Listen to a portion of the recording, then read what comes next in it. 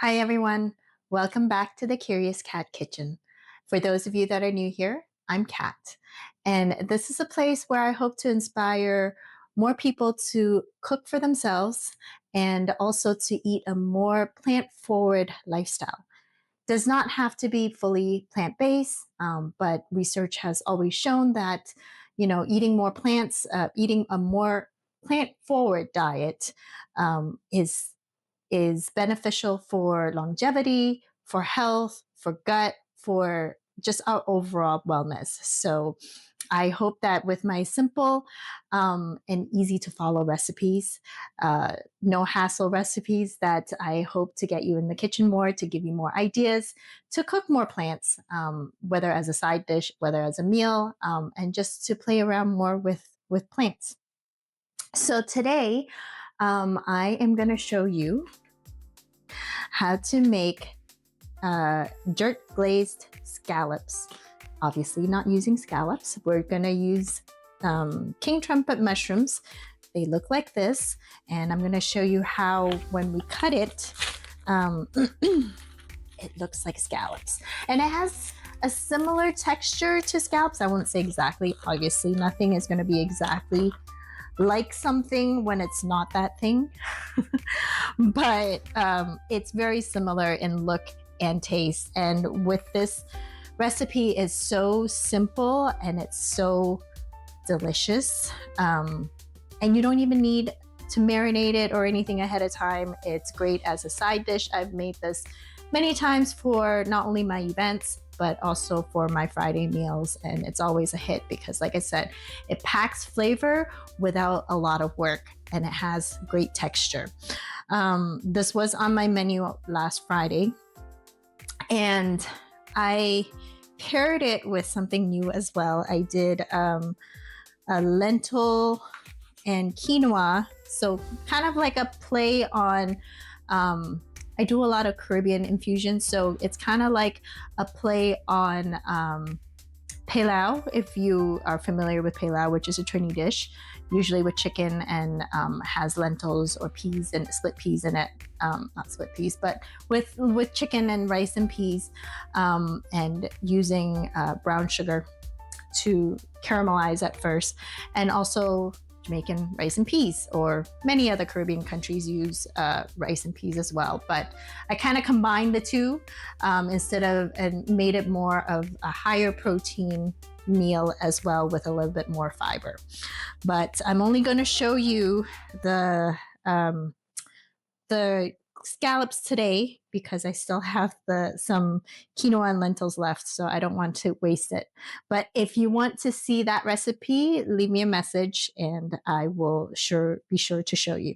So first of all, what we do is we're going to cut our mushrooms, slice our mushrooms down this way. So lengthwise, I don't know if you can see properly, but we're just going to cut them like this. I would say about an inch thick. Think about the thickness of scallops. So you just need to go ahead, slice these, and I'm also gonna cross hatch them. I'm gonna usually when I do the meals, I'll leave the caps off, just because they look better without them, because it's not in the shape of the scallops. But since this is for myself, I'll slice them up and add them in. But usually I keep them aside, add them in something else, in another dish, use them as something else. So once again, just gonna slice this. And quick fun fact, let me check on my mic. It's working.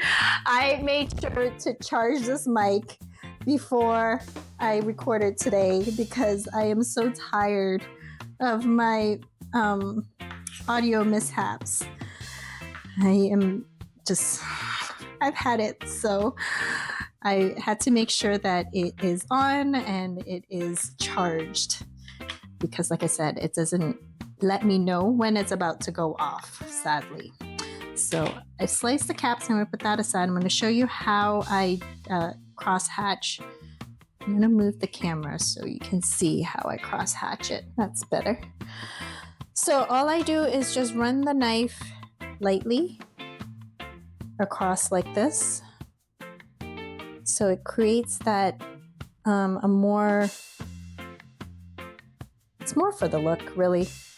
It creates a more look of scallops with the cross hatching, just really quickly and really lightly on the top. You don't want to get too far down, obviously, because then your scallops are going to fall apart. They're not going to be in the shape of the scallops anymore. So just really light scoring, that's the word I'm looking for. Really light scoring on these, on both sides. And as I do this, fun fact to tell you, the top that I'm wearing is actually a top that I made years ago, over 20 years ago. I believe I mentioned it in another video before, but my background is in fashion.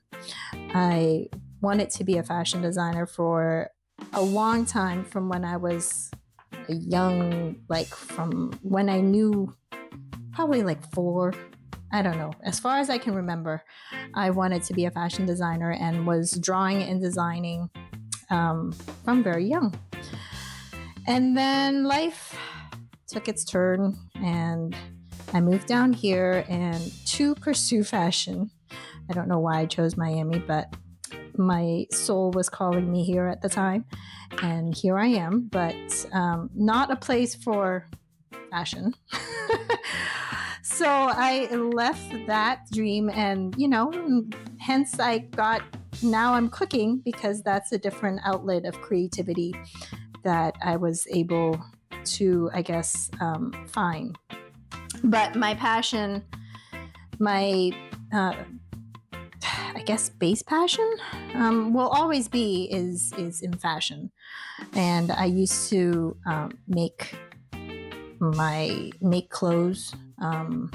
I've now given away most of the clothes that I've made because I was decluttering and they didn't fit me anymore and I didn't know what to do with them. And like I said, I was just decluttering. I didn't want to keep the space. So I gave a lot away. Don't know where they are. So those are all done. See how quick that was. I don't know where they are now. Someone has some one-of-a-kind design. But yeah, I've given most of them away, the ones that I no longer fit, but I'm going to turn on the pan. But I used to make a lot of my clothes. In fact, that was one of the fun things I enjoyed doing, was that I would, if I have a party or event that I would be going out to, I would plan and it didn't take me long. It would take me like 2 days to make something, but I would plan my outfit, think of what I want, the whole look, and I would put it together and make my outfit from scratch. And I always had like a ton of fabric. I had an overflow of fabric because, in Toronto, there was the fashion district that I took a subway. It was close because I lived downtown. So I would take the train and went to my favorite fabric store, which I knew all the people in there, the great ladies. And I would just go just because it's like grocery shopping. I would just go and see what the new fabrics they had that was fabulous. And they would be like, oh, there's this, there's that. If I didn't have anything specific that I was looking for, I would just go look for new fabrics. And there are times that I would buy fabrics not knowing what I would be making, and I would just buy it. So I always had fabrics. And every time I went out, I would make a new outfit, put a new outfit together, design it, and that would be my outfit. And ever since I moved down here, I stopped doing that. Even though I moved the sewing machine down here, it is now resting outside and needs to be gotten rid of. But this outfit, this top, was one of mine. It's obviously very simple, but it's still intact and it still looks good over 20 plus years later. So that's a little background from me and what I used to do. Still love it. And I think, that's what allows me to have the the unique style that I have when I do dress up. I love putting outfits together, and again, that's another part of personal expression and creativity for me. So it's all about expression. So, anyways, we are heating up the pan.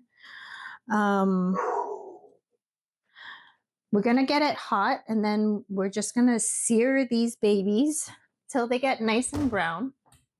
In the meantime, I am gonna make the sauce, the glaze, which is super simple.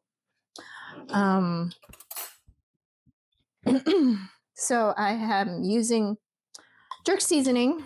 Yes, I'm not making from scratch because if you know me, I like to keep things as simple as possible. Eventually I'll make things like I started making my own ketchup because it was really simple and my daughter loves ketchup. It was simple, so I started making that. So certain things I'll make on my own, but not everything. If I can buy it and it's good and I like the flavors. So I have the Walker's Wood jerk seasoning. This is the mild one because I find even the mild one is well spicy. So I'm gonna get a dollop of this. Can you see? So just the jerk seasoning. Trying to see how much to put.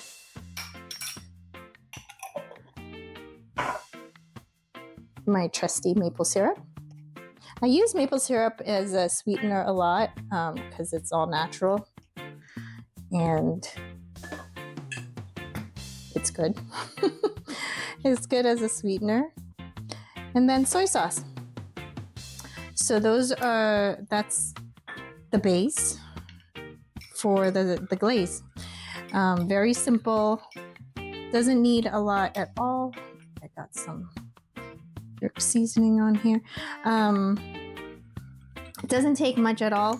I just want the soy is to give it that umami, savory taste, so it balances out the spiciness and all the other flavors of the jerk seasoning. And then obviously the maple syrup is to make it sweet and also to thicken the sauce so that it will glaze up. As we know, sugar tends to thicken and glaze.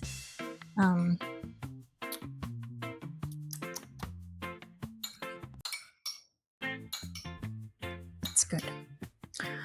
I'm gonna add a little bit more maple syrup. And like everything else, if you guys have been watching this, you know I don't measure anything. I just kind of eyeball it, and then the most important thing is obviously taste it, and then you'll know whether you want to adjust however you want to. Another spoon. See, now that I say it's spicy, I'm tasting this and it doesn't taste as spicy. Okay, so I'm just spraying the pan with some avocado spray. And we're gonna go ahead and place these babies on here.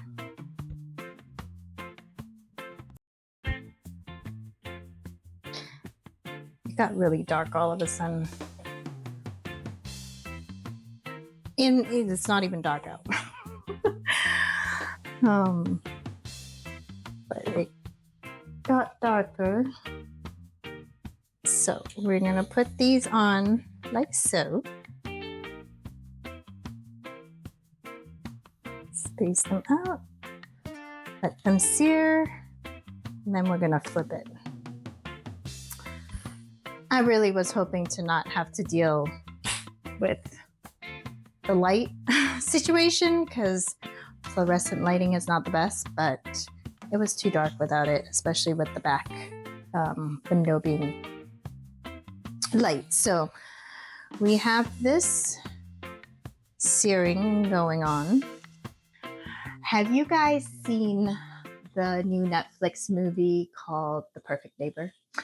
If you haven't, I suggest you go watch it. It is number one in the list of movies, so it is a great movie. It is a documentary about an incident of this white woman who shot this black lady through the door for doing nothing. And, you know, we hear about things like this all the time, but watching the documentary and just seeing it and you know, people, there are all kinds of people everywhere, right? And they all exist, and we all have our own traumas. We all have our own issues, depending on how we were raised, our culture, our society, our who's around us, our parents, how we were loved. All of that plays a part in who we become as we get older. Um, it shapes our beliefs and our perspectives. Understand that, but it's appalling, and it's not surprising, but it is appalling to see the amount of hate that can take up someone's um, mind and soul, and to just hold so much hate, and it's just crazy to me, but not unbelievable. But because again, people go through heinous stuff in their lives, and it's not an excuse, but it's facts. You know, we all have things that we go through, and how we deal with them really shapes who we are. But for someone to have as much hate as she does, and to be so, see, oblivious to that, the fact of how she is, like, to really not take accountability and to not see her ways, is what, I guess, shocking to me. And it's sad because there are a lot of people that have these beliefs and think that they are completely in the right. They don't see anything wrong with it. And you won't see anything wrong with it if your environment and people around you all kind of believe the same, because they grew up the way you did and was fed the same, you know, truths as you did. So I'm going to show this real quick. So the first round didn't have a lot of liquid because it was just first put down, but you see the nice browning that it does. It looks like scallops. But you know, it's just, yeah, it's sad. It's sad, but that's the world we live in. And I think, you know, the more we are able to just turn to love, um, the better it is for everyone. But I understand that's not always easy. It's not always something that I have to go like all the way back here. It's not something that people are able to do if they weren't taught it, wasn't shown it, wasn't around it. So, anyways, The Perfect Neighbor. Go watch it if you haven't seen it. Well, it might open your eyes. It might not. It might, but it's just a great documentary. A good friend of my friend, of a good friend of mine, was the one that I believe she produced it or was co-produced it. I'm not sure. Don't quote me on it.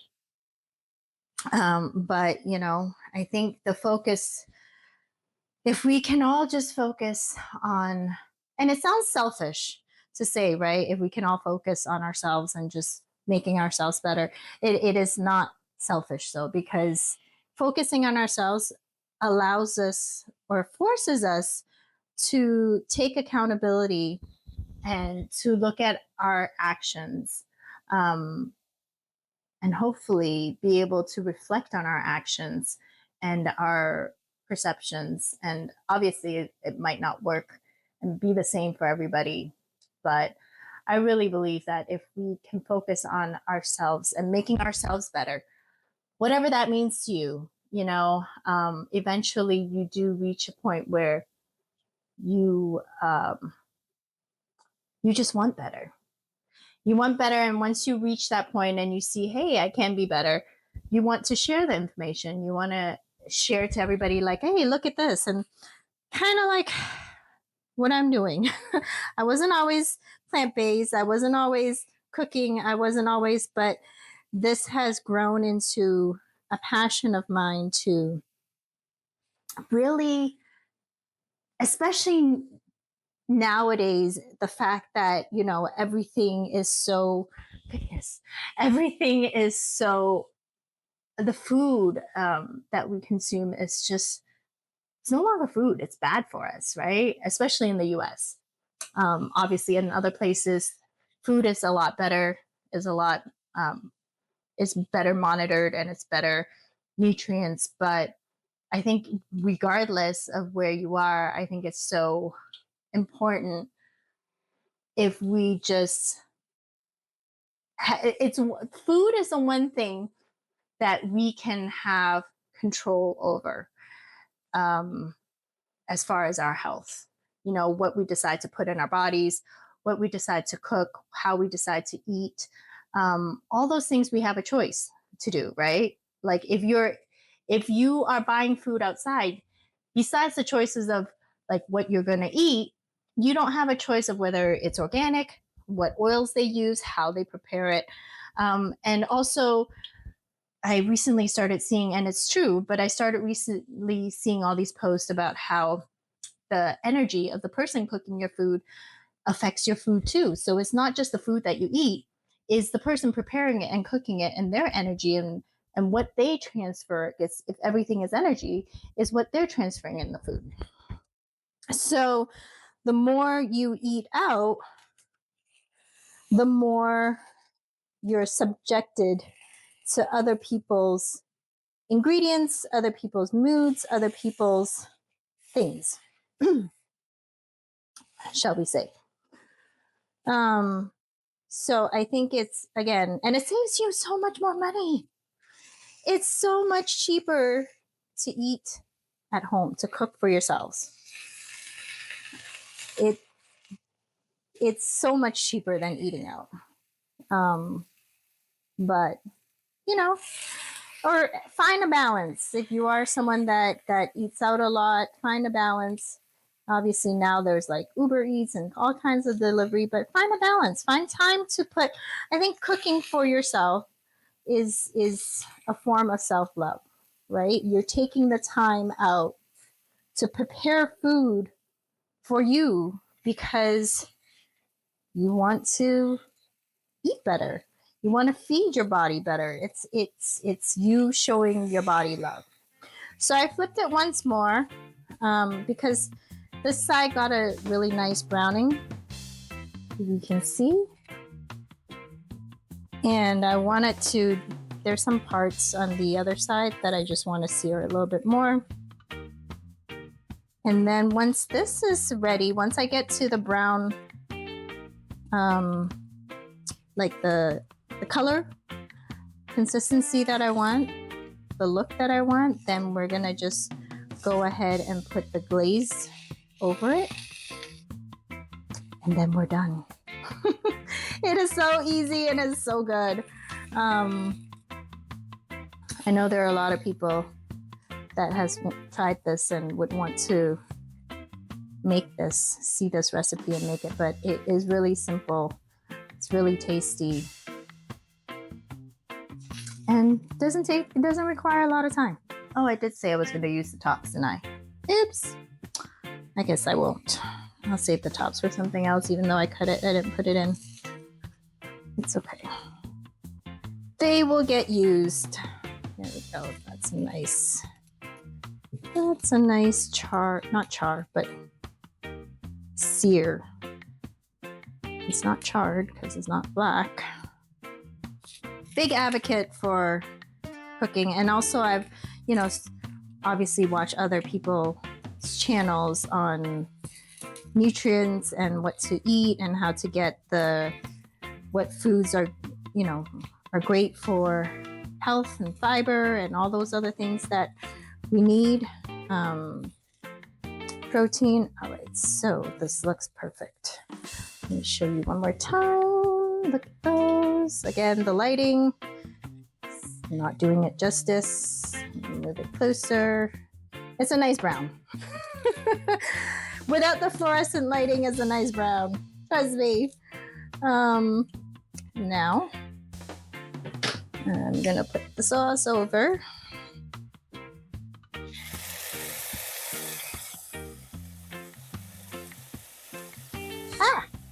It is gonna splatter. So I'm not pouring all of it over because I want it to glaze, and then when I flip it, that's when I'll use the rest.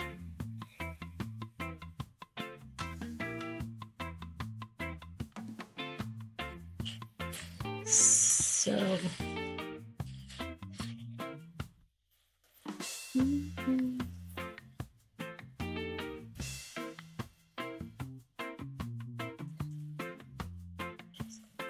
that is gonna, the maple syrup will help it caramelize, thicken. We'll see how it looks. And then I'll put the sauce on the other side. Not on the other, but use the rest of the sauce. And that's it. How long did that take? Not even 15 minutes. Look at that. Now, obviously, you can eat this many ways. You can put it on a salad. You can eat it with rice and peas or my lentils and quinoa. You can put it in a wrap. However, be creative. You can use it however. When I did this for an event, one of the events, I did it as just one of the sides to have with everything else for brunch. So it's a simple dish that you can make from start to finish. Like I said, hasn't even been 15 minutes and we are done. I'm going to turn off the heat because I don't want it to blacken too much, but once again, it's off the heat. The heat is off, so I'm just moving the sauce around to glaze it more, get it all nice and